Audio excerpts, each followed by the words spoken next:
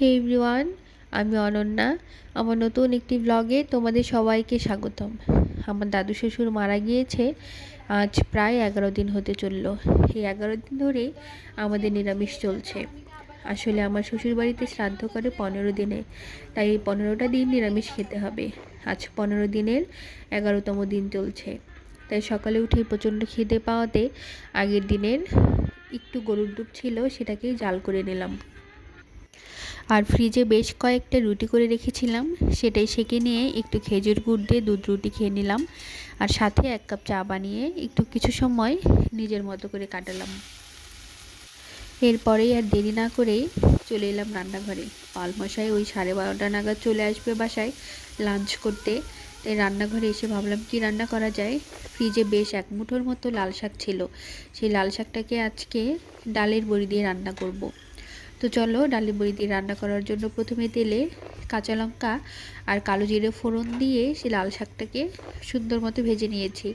এরপরে লাল শাক থেকে জল ছাড়তে উপর থেকে আগে থেকে ভিজিয়ে রাখা সেই ডালের বড়িগুলো দিয়ে দিয়েছি। এখানে আমি ব্যবহার করেছি কুমড়ো বড়ি। তো এক চুলোয় হতে থাকুক ডালের বড়ি দিয়ে লাল শাকের খণ্ড। চলো আরেক চুলোয় ডালটাকে করে ফেলি। আজ আর প্লেন মুগ ডাল করব না, আজ বেশ কয়েক রকমের সবজি দিয়ে ওই যে গাড়ুর ডালের মতো করে একটু সবজি দিয়ে মুগের ডাল রান্না করব। তো এর জন্যই প্রথমে কিছুটা মুগের ডাল ভালো করে লাল করে শুকনো খোলায় ভেজে নিয়েছি। এরপর সুন্দর একটা স্মেল আসতেই সেটাকে প্রেসারে দিয়ে 2টোর মতো সিটি দিয়ে সিদ্ধ করে নিয়েছি।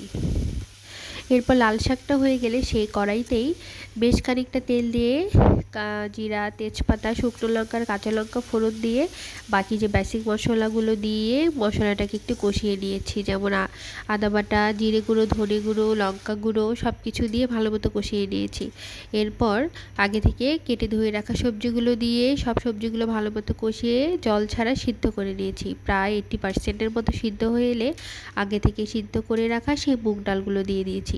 এরপর উপর থেকে বেশ খানিকটা পরিমাপ মতো লবণ, একটু চিনি আর শেষে নামানোর আগে গরম মশলা আর ঘি দিয়ে সেটাকে ঢেকে রেখেছিলাম মিনিট 5-এর মতো।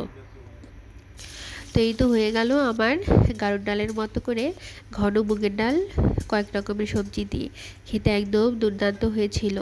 আর সাথে করেছিলাম একটুখানি আলু ভাজা আর কুমড়োর পাট ভাজা। আমরা এটাকে পাট ভাজাই বলে থাকি। এটার জন্য আমি কিছুটা পরিমাণে ময়দা, চালের গুঁড়ো, লঙ্কা গুঁড়ো সব কিছু একসাথে ফেটিয়ে নিয়ে এরপর সেটাকে ভেজেছিলাম। তো এরপর পালমশাই এসেছে, আমরা এখন খেতে বসলাম।